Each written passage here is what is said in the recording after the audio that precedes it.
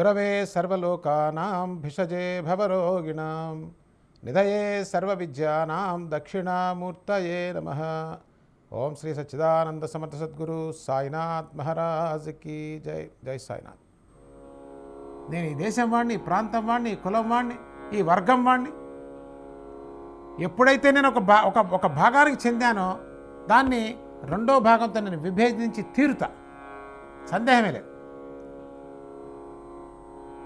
ఘర్షణ వచ్చేస్తుంది రెండిటికి.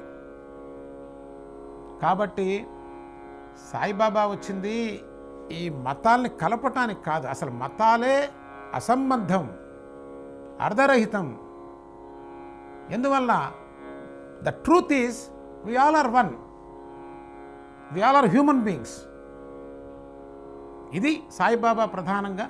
సాయిబాబా రావటం కాదండి, మన సనాతన ధర్మంలో సత్యంలో చెప్పబడింది కూడా అదే. కానీ మన స్వార్థం, నేను అనేటువంటి identity.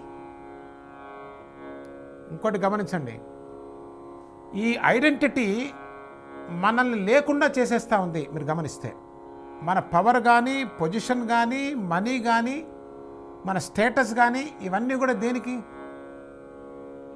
To identify myself. See how dangerous it is. సామాన్యంగా చూస్తే అర్థం కాదండి. అది లోతుల్లోకి వెళ్ళగలగాలి, దానికి శక్తి కావాలి. మన శక్తి ఏమో షార్టర్ అయిపోయింది, 1000 వాటి మీద వెళ్ళిపోయింది, శక్తిహీనులుగా అయిపోతున్నాం. ఎక్కడ అర్థమవుతుంది మనకి? అది నిన్ను అంతం చేస్తున్నది. ఈ రోజున మానవ జాతిని అంతం చేయడానికి ప్రధాన కారణం ఈ దేశ విభజనలే, ప్రాంత విభజనలే, భాష విభజనం, భాష ప్రకారం విభజన. ఈ విభజన వల్ల నీ అంతాన్ని నువ్వే తెచ్చుకుంటున్నావు మిత్రమా అనే పరమ సత్యాన్ని బోధించినటువంటి పరమాత్మ స్వరూపం సాయిబాబా. నీ జీవితం నువ్వు ప్రశాంతంగా బ్రతకాలంటే నీ మనసులో ఏ రకమైనటువంటి భేదభావం ఉండడానికి వీల్లేదు. ఎప్పుడు భేదభావం వచ్చిందో అప్పుడు ఘర్షణ వస్తుంది, ద్వేషం వస్తుంది. ఆ వ్యక్తి ప్రశాంతంగా ఎలా బ్రతకగలడు చెప్పండి? నీ కనీస జీవితాన్నే అది ప్రశ్నిస్తూ ఉంది. కాబట్టి సాయిబాబా అవతారం ప్రస్తుత కాలానికి చాలా చాలా అవసరం. రెండో విషయం కూడా గమనించండి, బాబా ఉన్నారు కదా, ఆ స్వతంత్రంలో ఏదైనా చేయొచ్చు కదా అంటారు. ప్రతిదానికి ఒక లెక్క ఉంటుందండి. మరి శ్రీకృష్ణ పరమాత్మ ఉన్నప్పుడు దుర్మార్గులైనటువంటి ఈ దూదు బ్యాచ్, దుర్యోధన, దుశ్శాసన, వీళ్ళందరినీ కూడా మార్చేయచ్చు కదా. అట్లా సాధ్యమా? అదేమైనా సంబంధమైనటువంటి ప్రశ్నేనా? అసంబద్ధమైనటువంటి ప్రశ్న అది. తెలియక అజ్ఞానంతో వేసేటువంటి ప్రశ్న. మరి రమణ మహర్షి గారు 2వ ప్రపంచ యుద్ధంలో ఉన్నారు. వారు చేయవలసింది వారు చేస్తారు మిత్రమా. వారు ఏం చేయాలని ప్రశ్నించే అధికారం కానీ అంత పరిజ్ఞానం కానీ మనకి లేదు. నువ్వు చేయాల్సింది చేస్తున్నావా?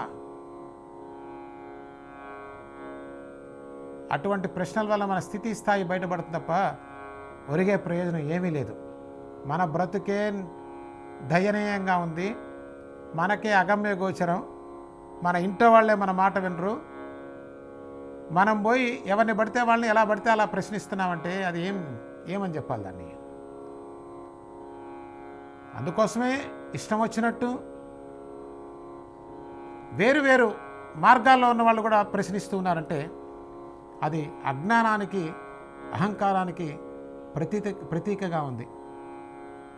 సనాతన ధర్మంలో ఉన్న మనం సత్యాన్ని పొందడానికి ప్రయత్నించాలి, కానీ ఆ మార్గంలో ఉన్న లక్షణాలను మనం పుణికిపుచ్చుకోకూడదు. అజ్ఞానంలో ఉన్నటువంటి మార్గాల్ని మనం పక్కన పెట్టాలంటే మనం విఘ్నతతో ఉండాలి. అది పనిచేస్తుంది. కానీ వాళ్ళలాగా కేవలం ద్వేషాన్ని పెట్టుకొని ఇష్టం వచ్చినట్టు మాట్లాడితే నష్టం ఆ ద్వేషం ఉన్నవాడికే. సనాతన ధర్మం దాన్ని బోధించదు. సనాతన ధర్మం బోధించేది ఏంటంటే సహేతుకముగా ప్రశ్నించు, ఆ ప్రశ్న సమాధానం వచ్చే వరకు నువ్వు నిలది. ఇప్పుడు సాయిబాబా పరంగా వేసిన ప్రశ్నలన్నీ కూడా ఉడిగిపోయినాయి. సో నామరూపములు మాయా అని గమనించండి. నామరూపాలకి కట్టుబడకండి.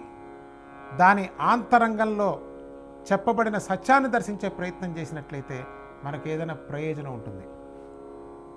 కాబట్టి మిత్రులారా, సాయిబాబా వారి యొక్క అవతార లక్ష్యం ప్రస్తుత మానవ సమాజానికి అది తప్ప వేరొక దిక్కు లేదు. ఎందుకంటే ప్రేమ ప్రధానంగా ఉంటుంది సాయిబాబా తత్వం అంతా కూడా.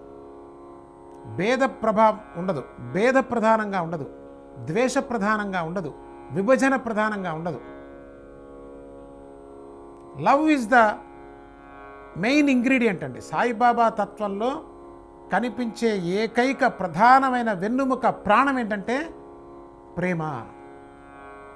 మనిషిని ప్రేమించడమే కాదండి, జంతువుల్ని ప్రేమించమని చెప్పారు, పక్షుల్ని ప్రేమించమని చెప్పారు, దేన్ని ద్వేషించొద్దని చెప్పారు. ఎందుకు? ఈశావాస్యం ఇదగం సర్వం. ఇదంతా కూడా ఈశ్వర స్వరూపమైనప్పుడు దేన్ని ద్వేషిస్తావో ప్రేమించడం తప్ప. ఏదైనా మనకి ఘోరంగా కనిపిస్తే దాన్ని ప్రశ్నించవచ్చు. అది చెయ్యరాంది, తీసుకొని రాంది అయితే దాన్ని వదిలిపెట్టి మన మార్గాన్ని మనం వెళ్ళిపోవచ్చు. మన మార్గానికి నిజంగా అది అడ్డం వచ్చి ప్రమాదకరమైనప్పుడు దాన్ని తురుమాడవచ్చు. భగవద్గీతలో చెప్పింది అదే కదా. అధర్మం పెచ్చు పెరిగినప్పుడు అది ధర్మమో అధర్మమో కూడా తెలుసుకునే స్థితిలో మనం ఉన్నప్పుడు ఎట్లా నిర్ణయం చేస్తాం?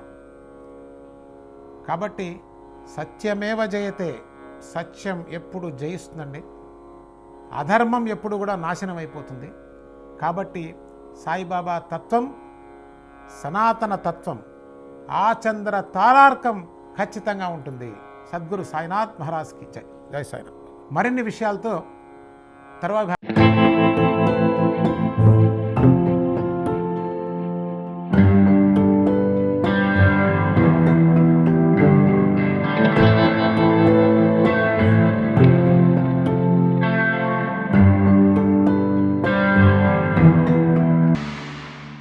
స్వతంత్ర భక్తి యూట్యూబ్ ఛానల్ ని సపోర్ట్ చేయండి. మీకు ఈ వీడియో నచ్చితే లైక్ చేయండి, మీ స్నేహితులకు శ్రేయోభిలాషులకు షేర్ చేయండి, మీ అభిప్రాయాలను కామెంట్ చేయండి. సబ్స్క్రైబ్ చేయడం మాత్రం మర్చిపోకండి. మరిన్ని వీడియోల కోసం బెల్ సింబల్ ని ప్రెస్ చేయండి. స్వతంత్ర భక్తి ఛానల్ ప్రేక్షకులకు ధన్యవాదాలు. స్వతంత్ర భక్తి YouTube channel, please like, share and subscribe.